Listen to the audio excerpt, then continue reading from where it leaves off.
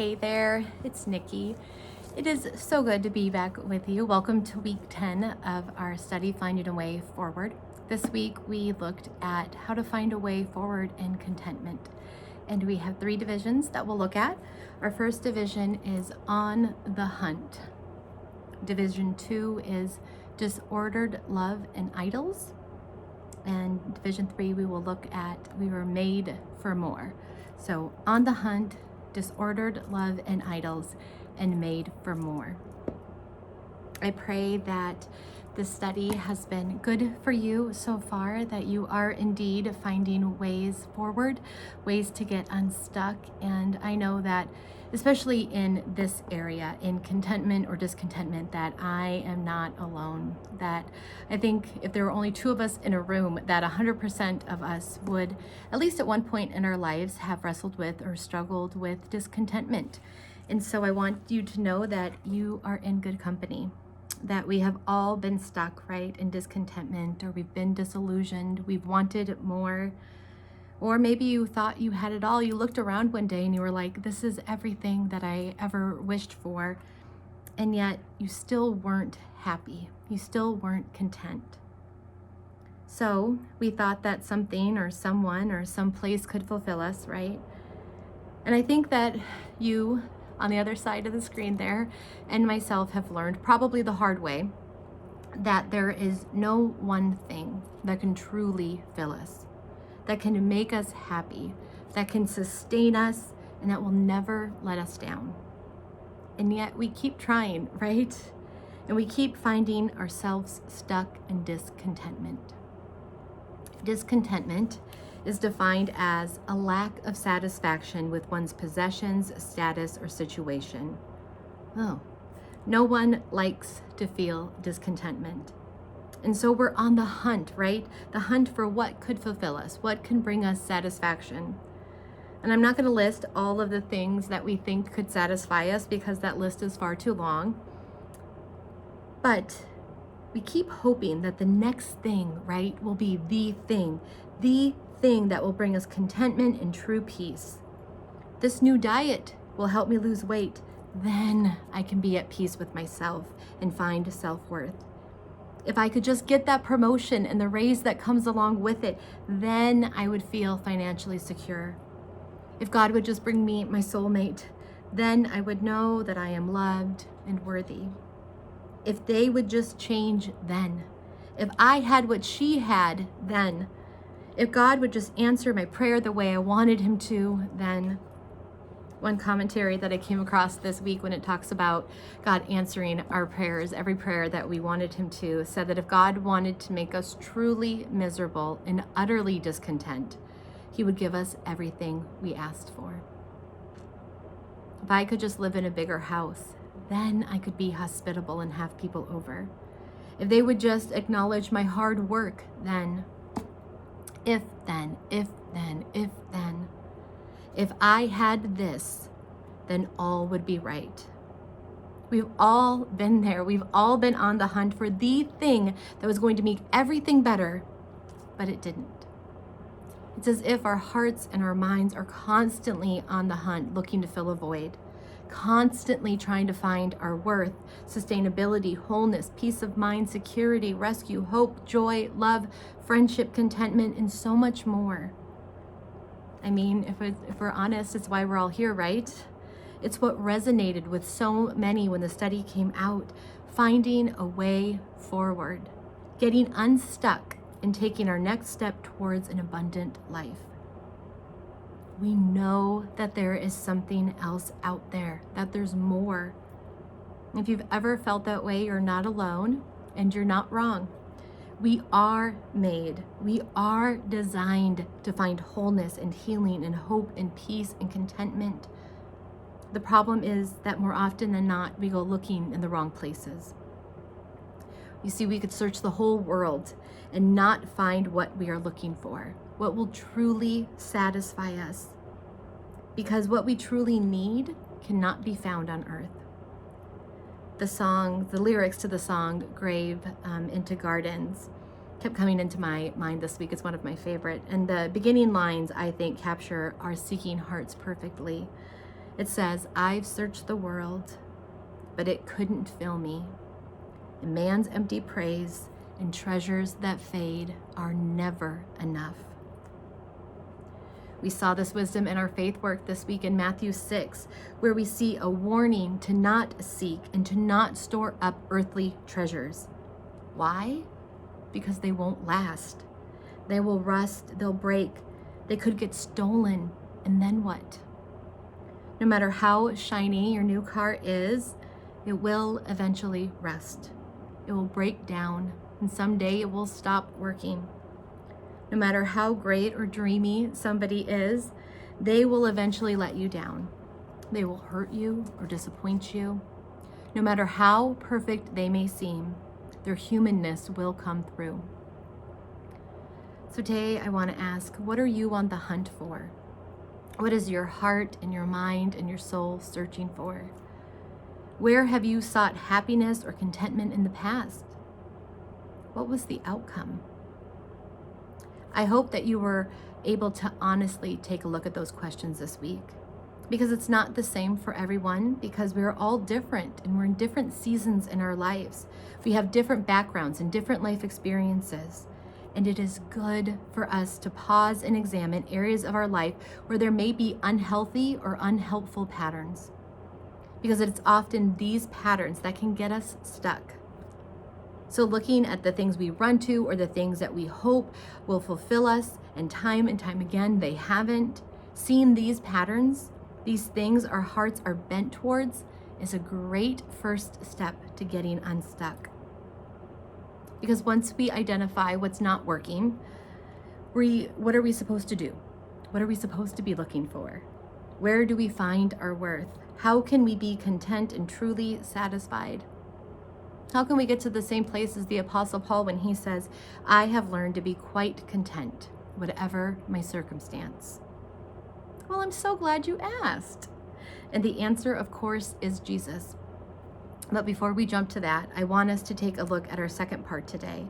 Division 2 is disordered love and idols. As I thought about contentment and discontentment a lot this week, my mind kept coming back to something that we've talked a lot about in our previous studies, idols. And if you didn't know, our hearts are little idol-making factories. The working definition that we use to define an idol comes from our man Tim Keller, who I would say is one of the top thinkers and writers on the topic of idols. And he says this. He says, an idol is anything more important to you than God. Anything that absorbs your heart and imagination more than God. Anything you seek to give you what only God can give. He goes on to say, an idol is whatever you look at and say in your heart of hearts, if I have that, then I will feel my life has meaning. Then I will have value. Then I will feel significant and secure. And listen, if you're feeling a little ting in your heart, like you've just been exposed, do not fear. We all have idols. We all have things in our life that we think that if we were to get them, we would feel our lives would have meaning. We would have purpose. We would be fulfilled.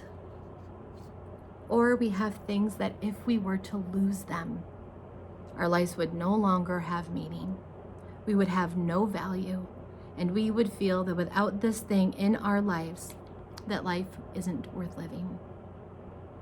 And we're not talking about bad things here. Often our idols are very good things. They're our spouse or our kids, our friends, our church, our work. But it's when our good things become our ultimate things, that is when we have an idol. When our worth, our hopes, our security is found in something that cannot last or truly satisfy. Alec and I have both shared many times the idols we have identified in our own lives, and how once we acknowledged them and we brought them to God, asking Him to take His rightful place on the throne of our hearts, that He has done just that time and time again. So you are not alone. We all have what St. Augustine, who is one of history's most influential theologians and philosophers, he says that we have what is called disordered loves. He believed that our problem isn't necessarily that we love the wrong things, it's that we often love the right things in the wrong order. Disordered love means that we often love less important things more and more important things less than we ought to. And it's when we prioritize these things wrongly that leads to unhappiness, to discontentment, and to disorder in our lives. He says that who you are is not so much what you believe or what you think or even so much what you do, but it's what you love, and particularly what you love most. If you love your career, which isn't a bad thing, to love your work and to want to succeed and excel in it, but if you love your work more than you love your family is going to suffer.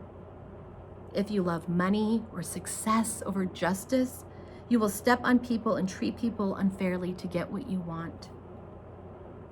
If we love our kids or our grandkids or our nieces and nephews more than God, our kids are going to suffer, because we will smother them with our expectations because we think that they will be the source of our happiness. And they can't be. They're only human. I know this can sound bleak, okay? But listen, it's not.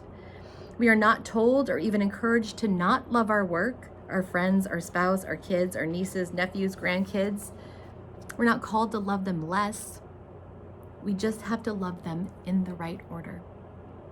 We don't have to love these things any less. We just have to love God more. It's not wrong to have hopes and dreams and to love people big. But when it's these hopes and dreams become our everything, when we allow the things we love to become our ultimate, we will find nothing but discontentment. We become envious. We begin to fight with one another. We saw it in our faith work this week. We are no different than the people in Jesus' time. And James tells us in James 4, he says, "What causes quarrels? What causes fights among you? Is it not this, that your passions are at war within you? You desire and you do not have, so you murder. You covet and cannot obtain, so you fight and you quarrel. You don't have because you don't ask. You ask and you do not receive because you ask wrongly to spend it on your passions, on your wants and your desires." And what James is saying, that what makes people miserable is not their circumstance, but that they're chasing after the wrong thing for the wrong reasons. The things they love are out of order. So my challenge to you, to myself, is to take some time this week and look at your loves, at your passions, at your hopes, your dreams, the places that you long to find contentment in. Are your loves out of order? Who or what do you love more than God? Are there things in your life that you look at and say in your heart of hearts, if I have that, then I will feel my life has meaning. Then I'll know that I have value. Then I will feel significant and secure. Or are there things in your life that if you were to lose them, you feel as if your life would have no value and barely be worth living? Ready for some great news? If you have idols, if your love is disordered, our God is a good God, and our God is so gentle. Our God already knows your hearts. He already knows what you love more than him, and he's not angry with you. He just longs to have a rightful place in your heart and in your life. Because you see, idols must be replaced. Remember, I said that our hearts are little idol-making factories. And if we do not replace an idol with God, with his love, with his truth, we will once again find ourselves discontent at best and devastated at worst. And our God is a good Father, and he longs to sustain us, to fulfill all of his promises to you, to be faithful to you, to heal you, to fill you to overflowing. And he can do that best, or should I say, we are able to receive from him best when he is in his rightful place. So what are we to do? How do we find a way forward? We know that our hearts are on the hunt for something, anything to fulfill us. Now you realize that you may have some heart idols, or your loves may be disordered. And so are we stuck forever? No. Let's look at our final section and see that we are made for more. Okay, now that we see and can agree that we are indeed designed to look for something to fulfill us, to sustain us, that there is something missing there. And we also see that true fulfillment, that lasting sustainability, that true joy cannot be found on this earth. We've been warned to watch out that even our good things cannot become our ultimate things, because even our good things can't fulfill us. Then what? What does that mean? It must mean that we were made for more than this world has to offer. There's a famous quote by Christian theologian and author C.S. Lewis from his book Mere Christianity. And in it he says this. He says, most people, if they had really learned to look into their own hearts, would know that they do want, and want acutely, something that cannot be had in this world. There are all sorts of things in this world that offer to give it to you, but they never quite keep their promise. He goes on to say, if I find in myself a desire which no experience in this world can satisfy, the most probable explanation is that I was made for another world. You see, this is not our home. You, my dear, were made for another world. It's why you can't find true satisfaction on the things on earth. It's why Jesus had to come to earth, because there is nothing here that can truly fulfill you.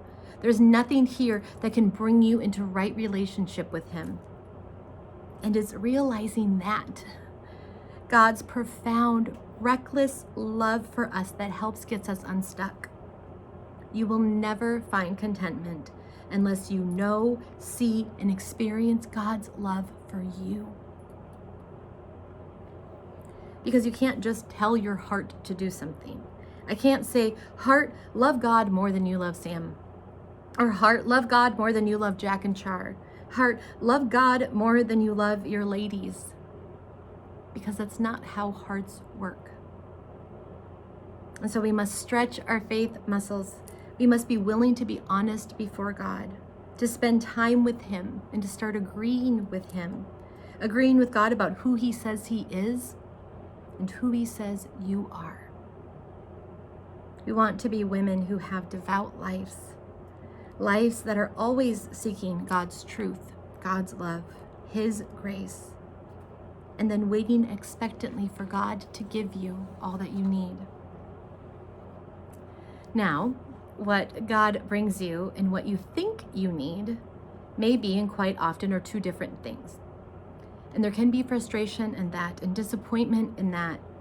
But sister, while we are here on this earth, following Jesus will not always look like what you think it should look like, or what we feel it should look like. God's ways are not our ways, and his thoughts are not our thoughts. And that's not the point. That's the whole point. The whole point is not for God to think more and act more like us, but for us to become more like Jesus. For us to love the things he loves, and for our hearts to break for the things that break God's heart, to stand for godly justice. And that starts with us simply coming to God. In our faith work, we looked at 1 Timothy 6:6.